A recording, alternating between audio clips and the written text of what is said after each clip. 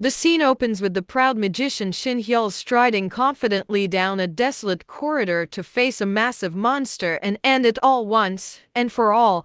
He summons a spell so enormous that it's visible for miles across the mountain range. The magic he conjures is nothing short of extraordinary, and with a single command, he freezes everything in its path, including the monster, which is instantly turned to ice. Hyl is a boy once seen as a misfit who couldn't even wield magic properly, but now look how he has changed his fate, rising above the stigma to become a badass magician like no one's ever seen. In order to see how he achieved such a feat, let's hit the pause button and rewind a bit. This story revolves around the House of Mages, Korea's most prestigious magic family. Even within a family of geniuses, the third son was called an extraordinary prodigy, until his title as prodigy didn't last as long as expected. One day, Hale meets with his proud father, to whom he promises he'll achieve results worthy of their esteemed house. He vows to graduate as the top student from Obelisk Academy of Magic and become the world's greatest archmage, leading the House of Mages to new heights. His father then reminds him that he possesses a talent surpassing even his brothers, and a gift that no one else can match. He has high expectations, confident his son will stand at the pinnacle of high magic and prove it at the very summit of magical arts. With a determined smile, Heo assures his father that he'll live up to these expectations without fail in his quest to become the greatest mage in the world. Hyul is determined not only to surpass his brothers, but also to one day surpass his father, who holds the title of the most renowned mage in the country. 2 years have passed since that promise, and now we find ourselves staring at the magnificent Obelisk Academy of Magic, a prestigious institution. Inside the academy, an instructor is briefing the second-year students, reminding them that today is the practical exam. First up is Baek Saoyuk.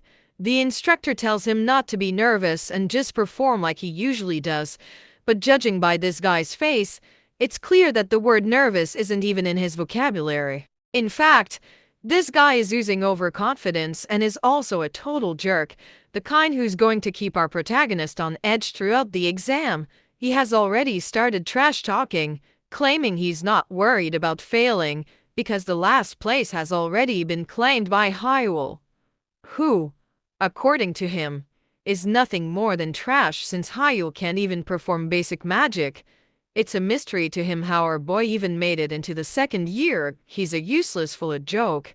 Who can do magic? You're probably wondering what this AI magic stuff is, since it's come up again. Well, it's part of the modern age of magic, and you'll find out more soon enough. The test begins, and two holographic beasts appear. Immediately, the cocky guy Baek Sayak confidently conjures up fireballs and throws them at the beasts, passing the test like it's no big deal.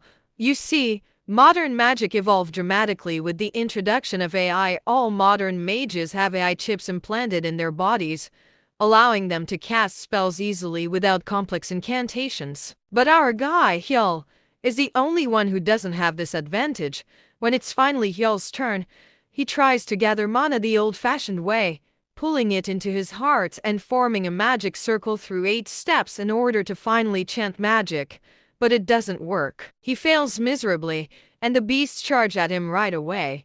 This scene is pure entertainment for someone like Baek Sayak, who, along with others in the class, starts snickering and laughing at Hyul's struggle. They call him a relic of the past, an outdated mage who can't use AI, and they're convinced that a misfit like him has no place in magic. The holographic beasts vanish as Hyul exceeds the time limit for the beast subjugation test, leaving everyone laughing at his defeat. All he can do is sit there feeling pathetic over yet another miserable attempt. Still, there's a glimmer of satisfaction in him because his mana conversion time is getting faster, a small but meaningful sign of progress.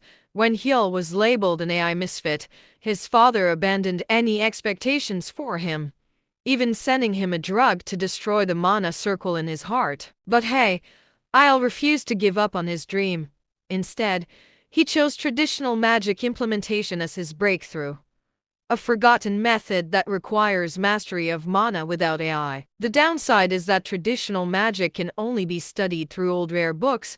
When Hyel returns to his room, a mountain of books is piled up everywhere, but there's still more to come, and he's not sure where he's going to store all of them. He thinks to himself, if only these outdated magic textbooks were available as e-books, as there's no more room for these old stacks. Then his eyes land on a particular book that stands out among the rest. He doesn't remember buying it, so out of curiosity, he picks it up and flips it open, quickly scanning through the pages. The book looks ancient, fragile, and the handwriting inside is so worn that he can barely make sense of it. But there are a few words he recognizes, and the first one is Rabel Whitener.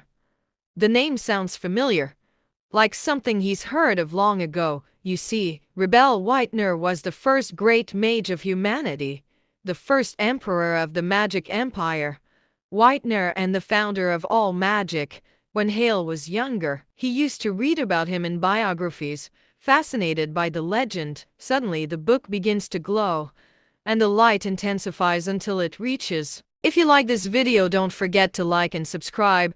See you in the next part of this manhwa.